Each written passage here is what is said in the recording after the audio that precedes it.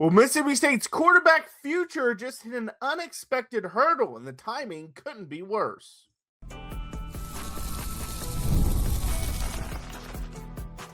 You are Locked On Mississippi State, your daily podcast on the Mississippi State Bulldogs, part of the Locked On Podcast Network, your team every day. All right, well, welcome to the Locked On Mississippi State podcast, part of the Locked On Podcast Network, now the #1 sports podcast network. I'm Jaron Spor, nearly a decade in journalism and a national college football writer with Athlon Sports, joined by my co-host, Landon McBride, a longtime journalist and college sports fanatic. This is your daily home for all things Mississippi State.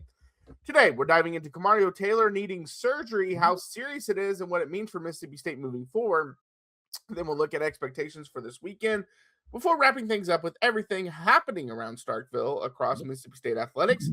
And to our everydayers, stick around at the end. We'll talk about how we can make your experience even better. Also, we're on YouTube, Instagram, TikTok, and Twitter with daily videos Monday through Friday. So make sure to like and subscribe over there as well. Also, today's episode is brought to you by FanDuel. The college football playoff is here, and FanDuel is the best place to get into the action all playoff long. So visit FanDuel.com to get your college football playoff profit boost every game. All right, so the big news is Kamario Taylor. Actually, just before we decided to do this podcast and go live, news dropped to Kamario Taylor, so we had to switch our intro. But this is a statement from Mississippi State. It says, Mississippi State freshman quarterback Kamario Taylor successfully underwent a minor procedure Thursday to address a sprained left ankle. A quick and full recovery is anticipated, and he is expected to be available for spring practice. What was your early thoughts on reading that? It does happen, but it is rare when you see someone actually have surgery because of a sprained ankle. So it kind of makes you wonder. I mean, obviously they're not lying about it being a sprained ankle, but kind of what was sprained inside that ankle is the only thing I'm wondering, because normally when that happens, it's some major sprained ankle that you see the guy fight through for a year before he decides to have surgery on it, not 2 weeks later. But at least it was minor and it happened in January. That's what I'm thinking, because if it was something, I mean, when you roll out that cart, everyone thought the worst. We were all trying to figure out what was going to happen, what 2026 was going to look like without Kamario Taylor as quarterback. Right. But minor surgery, should be ready for spring practice. I mean, that's as good of news as you can have based off when you have someone taken off on a cart and surgery. That's about as good as it gets. Yeah, it comes at a bad time because the most important time for a quarterback is between their first and second year. And so you don't want any of that time to be abrupted by a surgery. Right, and I know it's minor, and I know he'll get back on the field probably fairly soon, but you don't want any time wasted from being on the field. Get a rapport with the wide receivers, especially the new ones that are coming in. Also, like you mentioned, he can do some of the film watching, but he also needs to do some weightlifting. I know he's already a strong player, but there's just some stuff he can start to refine and take that leap going into this year that he's going to have to not be able to do. And so that's a bummer. Another thing is, surgery is never a good thing, but on the flip side, like it being minor is about the best outcome you could have asked for based off of him having to have surgery. With that being said, I've had surgeries before. Now, mine was more of a major surgery, but still, and I know people, and I've seen players that have had minor ankle surgeries, things like that. They just can't get over some kind of tweak, so they have to get a surgery.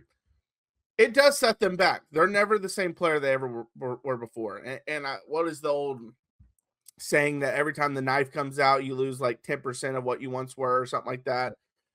So that's a kind of worry as well. I know it's not going to be a big change to him yet. You just hope it doesn't become a trend like some of this can be, and especially for a quarterback who relies on his physicality as a runner. Yeah, you really hope this is not the first of many, because anytime you start messing with ankles and knees, hips, or the back, those are the one. I mean, obviously I named half the things you hurt when you play football, but I mean, those are the big ones. When you we saw Tua. He was a mobile quarterback who made all the throws, and then he had that crazy hip injury. Right. He was never the same. Obviously, that was a much more serious injury than what Kamario just had, but you hope this isn't a domino, that something small that alters the way he runs or does something, or even just changes the way he plays, because the way he plays is what makes him special. because Right. of the talent he has and the way he uses it. And if this even if it doesn't take away the athleticism in a noticeable way, if it changes the way he approaches the game, it can change his ceiling. Right. So hopefully it's one of those things where it was kind of like, hey, you can let this heal, or we can go in there and fix it. And this isn't going to be an issue going forward, and you're healthy. Hopefully it's more of the latter than anything where it was a structural damage that they had to go in and really repair. Yeah, and that kind of sounds like what it is. Mhm. It's just with it being a minor ankle sprain, you would have hoped that he would have been able just to recover on Yeah. his own, especially at the age he is, and things like that. You would have hoped that they would have taken more than 5 days to decide that surgery Mhm. was needed, because again, you would much rather him heal naturally and get back to what he Yeah. was. Because if he heals with a surgery, I don't believe you'll ever get back to what you once were. Maybe you drop only a percentage, but still, Mhm. that's a drop. It's not Yeah. what you once were, and so that's kind of the worry. And again, we've seen the physically abusing quarterbacks. They struggle with injuries. Cam Mhm. Newton, great example, Yeah. didn't struggle with them in college, but once he got to the pros, he struggled with it. Mhm. And Lamar's not a physically abusing guy, but he Yeah. struggles with injuries. Those kind of runners that struggle with it. And next year, a big part of the offense is going to be Kamario Taylor's Mhm. legs, and especially in short yardage situations.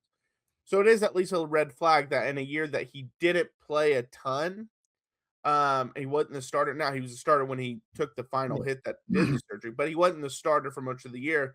That you're already seeing these injuries start to happen. And again, he also had the weird cramping issue in that game, and just some things like that. But cramps are stuff you could fix, obviously. But it's just it just couldn't come at a worse time, because it's a big year for Jeff Mhm. Lebby and team. You don't want him to be limited at all this offseason, and he's going to at least be limited a little bit.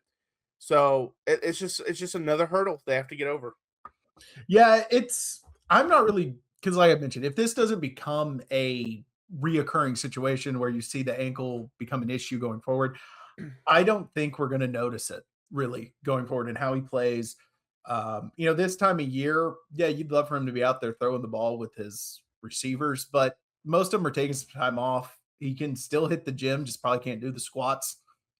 Still hit the gym a little bit, can still grind on the film, which I mean, that's the most important thing for him is learning to read defenses. And Probably if can't do any agility stuff or any work like that. but I Yeah. mean, we saw his agility, he's fine. Um, Yeah. he and with how young he is and how it's a minor surgery and how far away this is from the season, I really don't think we're going to see much. We're not going to notice it by opening day. We Yeah. may, I mean, it'll be a fun talking point for the announcers to mention 17 times, but I bet Mhm. that'll probably be the end of it too. I mean, unless again it becomes a reoccurring thing. But with minor injuries, it's usually not. And it was such a freak roll up on Yeah. the way he got rolled up. It's not like it was something he did that caused it. He was just in the wrong place at the wrong time. Yeah, for sure. All right, coming up next, we're going to talk about our expectations this weekend. Remember, at the end, we'll talk about what is all happening this Mhm. weekend, but we want to dive into some stuff that because it's a big transfer Yeah. portal weekend. Obviously, the whole week is a big transfer portal week. They had another player enter the portal. They've had another player get predicted to be coming to Mississippi State. Mhm. They also lost out on a guy. So we'll talk about all that coming up next. Let's talk about something most men don't bring up, but absolutely should. Stress from work, money, life. It doesn't just switch off at night. And when it shows up at the worst possible time, Rugiet Ready is designed to help you take back control. Rugiet Ready is a next generation prescription treatment created to support both the brain and the body so you can feel present, confident, and ready when the moment matters. Rugiet Ready combines 3 clinically proven ingredients in one mint that dissolves under your tongue so it absorbs fast. The science behind Rugiet Ready stands out. 3 clinically proven ingredients in one formula designed for both mental and physical readiness.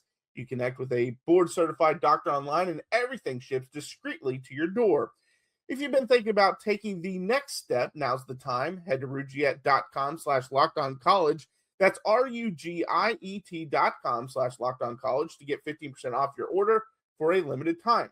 Rugiet Ready. Feel present, feel confident, feel ready. All right, well, thanks for making Locked On Mississippi State your first listen of the day, and thank you for making Locked On the #1 sports podcast network. If you haven't already, go check out our new Everydayer Club, access to an ad-free audio feed for Locked On Mississippi State, compatible with Apple Podcasts, Spotify, and every other major podcast app. An invite to the members-only Locked On Everydayer Club Discord server, which includes a group chat just for listeners of the show. Like I said, Landon and I are hanging out in there. If you want to talk college football playoff, we'll talk whatever you want to talk about. So go to the the URL in the show notes to learn more information. All right, so let's dive a little bit into the transfer portal here because there's been a little bit of news with that. Cody Sigler, the big-time defensive tackle from Arkansas State that was predicted to go to Mississippi State at one point, eventually got predicted to go to Auburn and ultimately committed to Auburn. So that was one that we saw take place. A guy that has been predicted to go to Mississippi State now is former Oklahoma State safety Joe Pierce.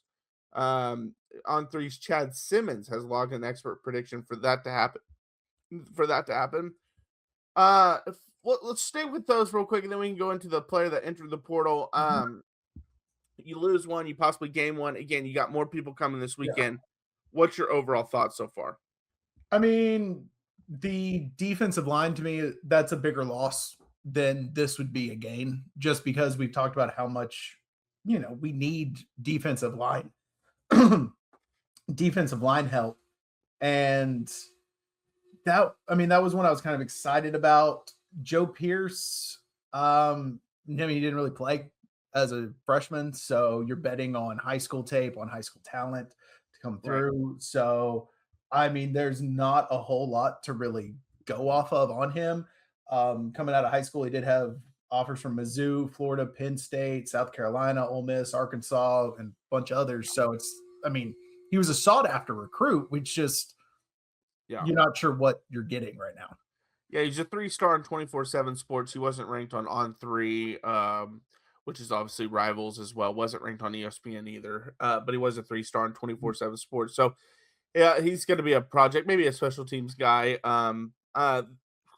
Sigler obviously is a loss because you need to upgrade the defensive line.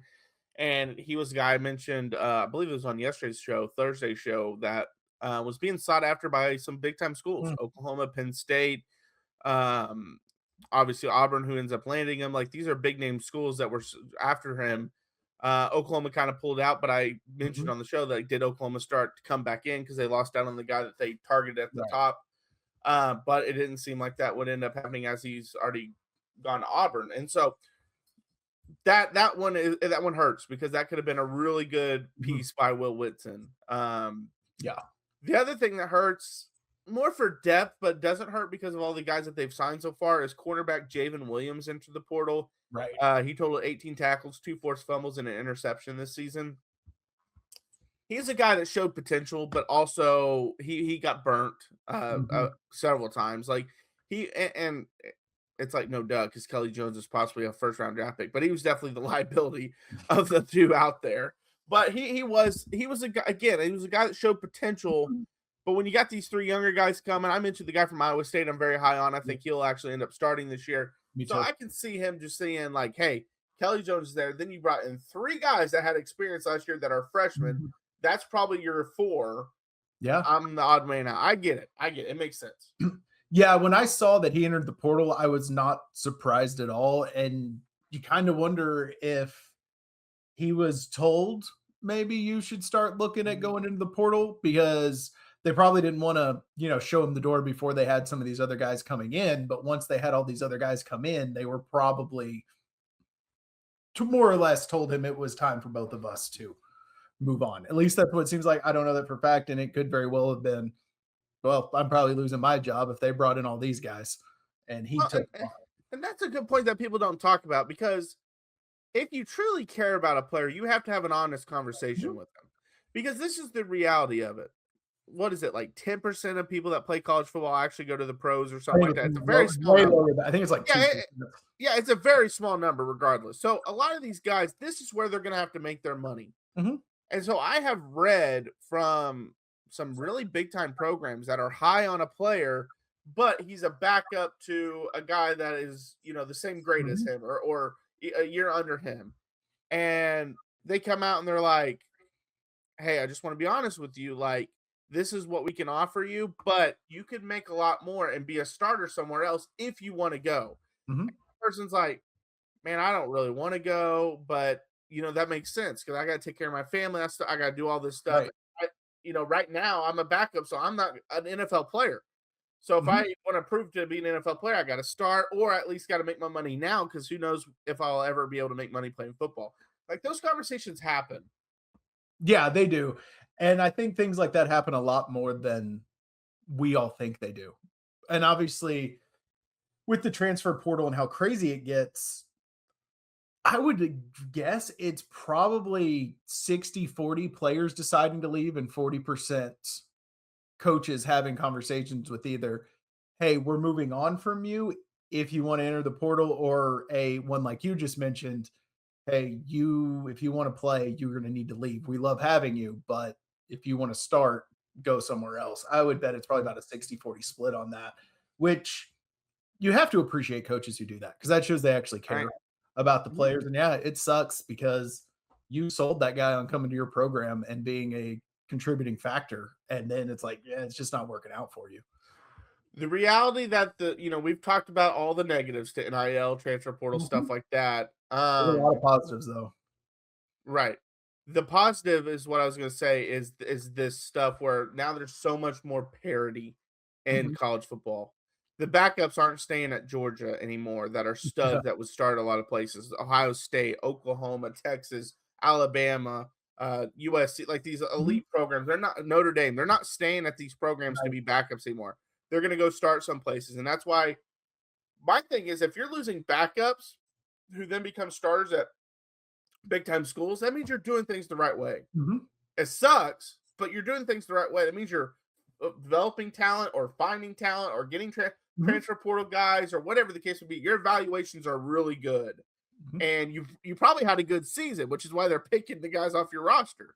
So yes, it sucks, but it means things are going well. Yeah, and like you mentioned, and if you're doing that well, where your backups are going to start at, big time programs, making money, being draft picks after they leave your school, you can sell that to the next batch of recruits. You Yeah. can be like, look, we are so good at finding talent. Even our backups who can't get on the field with us are making it to the league or are Mhm. making 7-figure NIL deals. So it still sucks though when you see a guy leave your program and he goes somewhere else and ends up becoming a stud. That one still hurts. Even if the position he left, you have the stud there. It's like, man, we could have both of them. And so Yeah. that part sucks as a fan. And the movement is so hard to keep up with every year. But the fact that these kids get a chance to make money to take care of themselves when they're putting their bodies on the line. I mean, we just spent 10 minutes talking about Kamario Taylor's surgery. I mean, Right. 8 years ago, he's not getting paid and he has that surgery. And he doesn't know when he got rolled up on that it's a minor surgery. He could think his football career's over and he didn't make any money for it. But, Right. he did. And that's one of the big positives of all of this. Yeah, for sure. All right, coming up next, we will look up at what's happening this weekend in Starkville. Don't go anywhere. The college football playoff is here, and FanDuel is giving all customers even more ways to get in on the action every single game day of the playoffs. Because right now, every college football playoff game day, FanDuel users get a profit boost waiting for them in the app. And here's what I love about it: you get to use that profit boost on the bets you already feel good about. So if you're riding with the favorite and you think they're just going to be in control of that matchup, there's your shot to use it. Or you like the underdog, you feel that upset coming, take a shot on it there, or even build a parlay around players and moments you think will decide the game. And then you apply that profit boost and go after even bigger winnings. And when you win, FanDuel pays out instantly, which is perfect for playoff football. FanDuel is the best place to get in the action all playoff long. So visit fanduel.com to get your college football playoff profit boost every game. All right. Well, thanks for making Locked On Mississippi State your first listen every single day, part of Locked On Podcast Network, your team every day. All right, let's look at what's happening this weekend. Mhm. Men's basketball are absolutely On a on roll. fire right now. They've won 6 straight games to bring their record to 10 and Mhm. 5. They played a pretty, I would say, a decent Oklahoma Decent. team Yeah. on Wednesday. It's a really good offensive team, but they blew them out 72-53. Wasn't Josh, close. Josh Hubbard was incredible in that game. Shocking, right? Again, yeah, back-to-back games. Well, he had 37 or whatever against Texas. He follows that up with 30 against Oklahoma. He shoots a lot better, 11-22 from the field. Acre had 14 rebounds in the game. Quincy Ballard 10 points. It was one of those games that Jaden Epps didn't have a great game offensively, 6 points, 7 from the field. But because of how bad Oklahoma shot from the field, it was a blowout. Yeah, I mean, they're on a roll, and they've got a big game coming up against Kentucky. So, I mean, that'll be another good test. We weren't really sure what this team was going to be with their kind of up and down non-conference, how they played in the non-conference, and then they come out in SEC play and are like, yeah, we were just warming up because they have found a rhythm. It's on the road. We'll see if they can keep it going because that's going to be a big one. You can start 3-0 in SEC play. That's huge. Yeah, I think so too. And they have a chance to do that. I mean, Kentucky has not been great this year, and I know it's on the road. That's a tough place to play. This isn't John Calipari's Kentucky teams. And then after that, used to that. I see Kentucky. I'm like, oh gosh, they're like number 2 or 3, and I'm like, oh wait, no, they're not anymore. They're good, but they're not that. Right, and we said these first 9 games are when they got to build up wins. That leads before they play Arkansas. Then they start playing a lot more ranked teams, but they start 2-0. Again, they got Kentucky, another unranked opponent. Alabama isn't the Alabama from last year. Mississippi isn't as good. Ole Miss, Texas A&M, they're all right. They're not great. No. Vanderbilt's having a good season. Mm-hmm. LSU's having a good season, but they haven't really played anyone yet. They're not ranked, and then you get Missouri not ranked. Yeah. And I know those two are on the road, but man, if you can go 6-3 in this stretch, which you're already off to a 2-0 start, so you got to go 4-3 in these last 7, that sets you up real well. Yeah, that's going to set you up great. So, I mean, that's the main Mississippi State sports thing I'm looking at outside of keeping an eye on that transfer portal because that is – I feel like this weekend is when we're going to start picking up a little bit. We've talked about how the beginning of the portal has been a little slow, a little underwhelming from what we expected, but I wouldn't be surprised if over this weekend we start we kind of see a flurry of commitments or at least – a lot of flurry of projections. Maybe not everyone commits, but you start getting those is leaning to will commit, that kind of stuff coming out after this weekend. Yeah, for sure. All right, women's basketball also they faced a buzzsaw in Oklahoma out on the road. They lost by almost 50 in that game. I wouldn't get discouraged yet. I know we talked about, hey, this is the stretch where we'll find out more about them. We're recording this right now, and the game just went underway with Tennessee, so I'm not sure how that one shook out just yet. But we'll recap that one. Then they got Ole Miss on Sunday, so we'll be able to recap a couple of those when we do Sunday's podcast. But regardless, it's not a great start. It's a tough stretch. We said that. You're gonna have games where you just don't have your A game. Yeah. That's just how it is. And when you do that against a really good team on the road, that's what's gonna happen. Yeah, I don't Oklahoma's number 5 in the country right now. Okay, it's not like they're a bad team. Like they're a possible Final Four type team. OU is a very good program, and it's not. You never want to say it's okay that you lost that bad, but when things aren't clicking for you and you run into a team that good, it can sometimes get out of hand easily. And I think that's what happened. You mentioned OU might be in the Final Four this year. There's no shame in losing to them. You wish it was a little bit closer, but I mean, there's no shame in that loss. Real quick, breaking news just now. Jalen Matthews, the offensive tackle from Florida State, has committed to Mississippi State. 6'6", 350 pounds. Committed and signed, actually, because Mississippi State's the one that tweeted it out. So committed and signed. So they got another addition to the offensive line. They're raiding the Florida State pipeline right now. But hey, it's working out. So we'll dive into that much more on Monday, just because we're out of time here. But that's obviously a big get heading into the weekend. Literally and figuratively. Yeah, right. Thanks for tuning in today to Locked On Mississippi State. On Monday's show, we're going to talk about, again, the transfer portal, recap the weekend games that we talked about, recap the college football playoff, because that's starting actually right now. And then we got another game on Friday.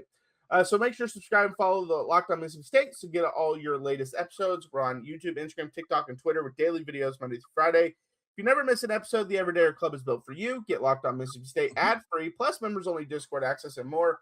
Head to the link that is in the show notes to join the club. For those of you on video, we send you to the first ever 24/7 National Locked On Podcast Network YouTube channel. On audio, make sure you make your second listen Locked On College Football. For Locked On Mississippi State, I'm Jaron. That's Landon. Until next time, Hail State. Hail State.